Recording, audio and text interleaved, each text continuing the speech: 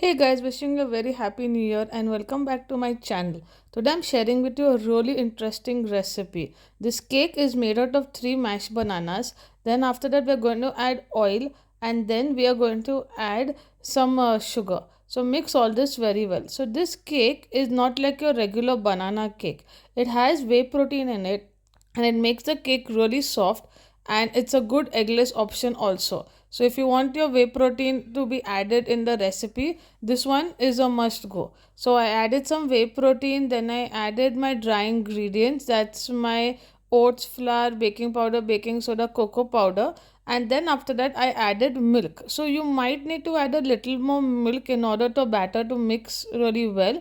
I've even added vanilla essence, but if your plant-based protein already has another taste, then that's okay. You can omit your vanilla essence. I topped it up with some chocolate chips, but you can add some nuts also if you like. Mix it really well. Pour it in a loaf tin, but you can add any other tin if you feel like.